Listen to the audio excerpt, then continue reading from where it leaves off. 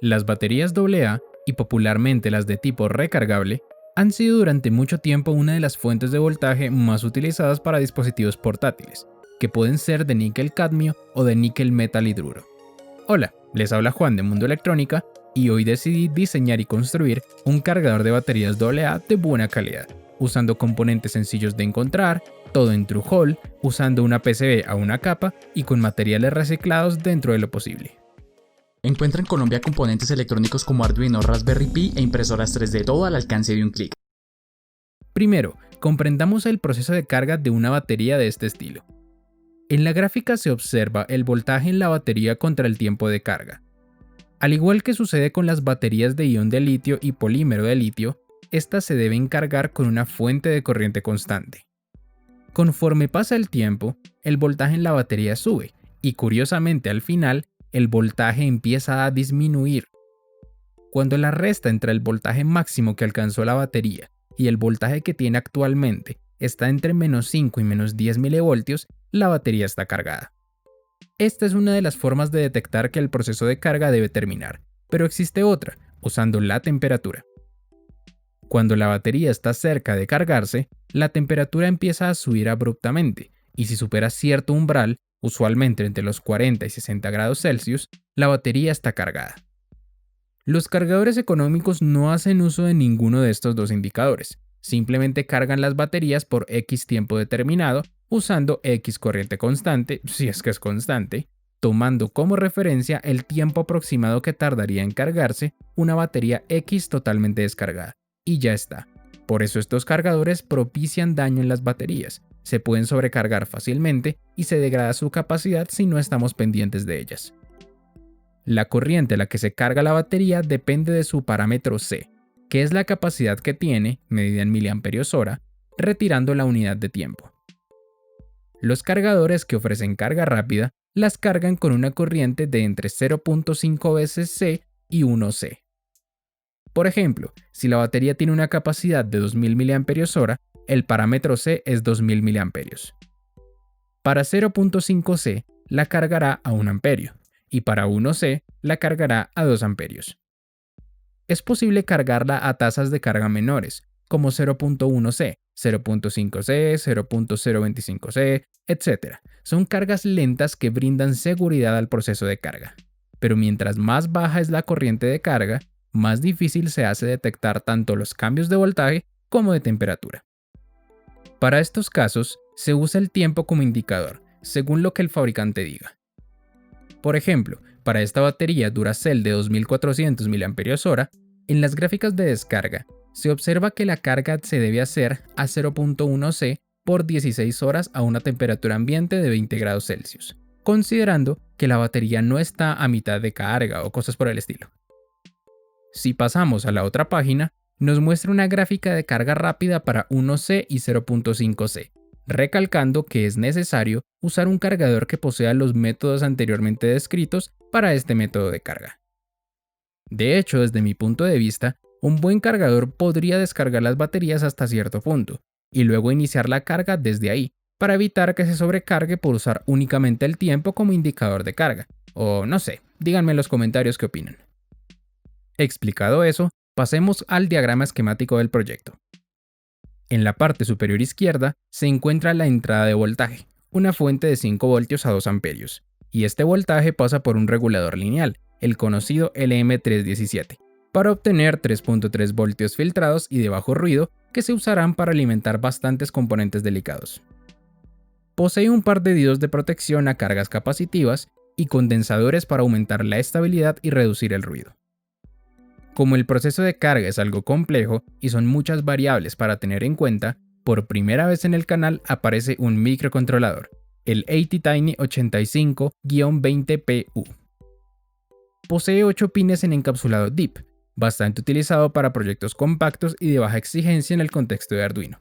Y hablando de Arduino, como es compatible con su compilador, es sencillo de programar y utilizar. Primero, D0 genera una señal PWM que pasa por un filtro RC para eliminar la portadora y quedarnos con un nivel DC dependiente del ciclo de trabajo, simulando un DAC.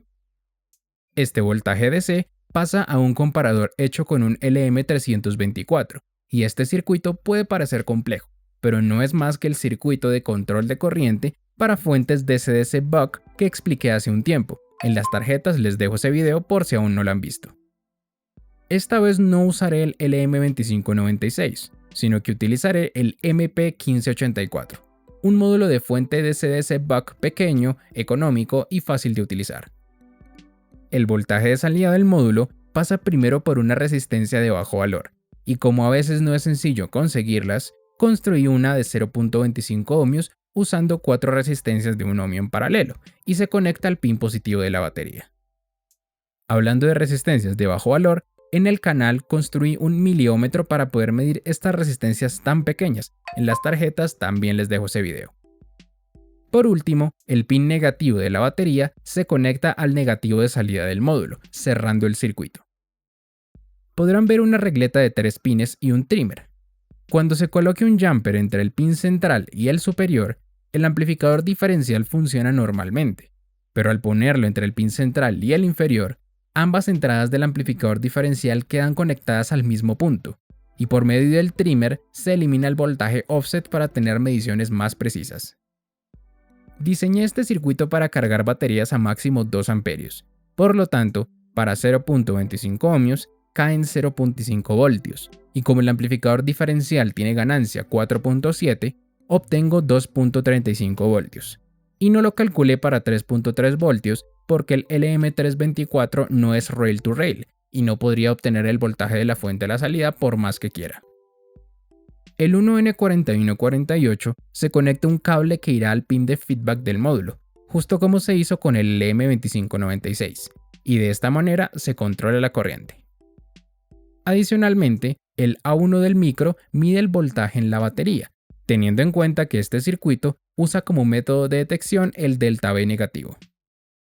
Este microcontrolador permite medir voltaje en modo diferencial, que estaría muy bien para medir mejor el voltaje en las baterías, pero estaría usando 2 pines adicionales que necesito, y no puedo hacerlo porque este proyecto usa todos los pines del micro. En la parte inferior se encuentra una copia del anterior circuito para cargar la segunda batería. Como en algún momento se deben apagar los módulos para finalizar el proceso de carga de cada batería, D3 y D4 del micro van a un MOSFET de canal N de baja potencia, el conocido 2N7000, donde su drain irá al pin habilitador de cada módulo y llevará ese voltaje a 0 por medio del source para apagarlos. Adicionalmente, hay un LED con su respectiva resistencia para indicar si el módulo está encendido o apagado, e indirectamente si la batería se está cargando o no. Por último, tenemos un pulsador que irá al A0 del micro, para indicarle que deseamos iniciar el proceso de carga. Pero observen que el pulsador no se conecta directamente a GND como se suele hacer. Primero pasa por una resistencia que formará un divisor de voltaje cuando se presione el pulsador. En la descripción de pines, vemos que este pin también actúa como reset del microcontrolador. En el datasheet de este, se especifica que si el pin de reset se usa como pin de entrada o salida, el voltaje mínimo para que se asegure que se detectará un 1 lógico y mantenga el microcontrolador funcionando normalmente, está en 0.6 veces el voltaje de la fuente, es decir, 2 voltios. Si dejo el pulsador conectado directamente a GND, cada vez que lo pulse se va a reiniciar el micro, así que ingenié una solución con el divisor de voltaje. En vez de usarlo como pin digital, lo uso como pin analógico, y mido variaciones en la ventana de voltaje entre 3.3 voltios y 2 voltios. De esta forma podré saber que el pulsador se presionó sin reiniciar el microcontrolador. La opción de reset se puede desactivar, claro que sí, quemando un fusible interno como aparece en el datasheet, pero no podremos volver a programarlo de la forma en la que vamos a hacerlo. Y si deseamos programarlo nuevamente, será necesario a fuerzas hacerlo con un programador especial de alto voltaje.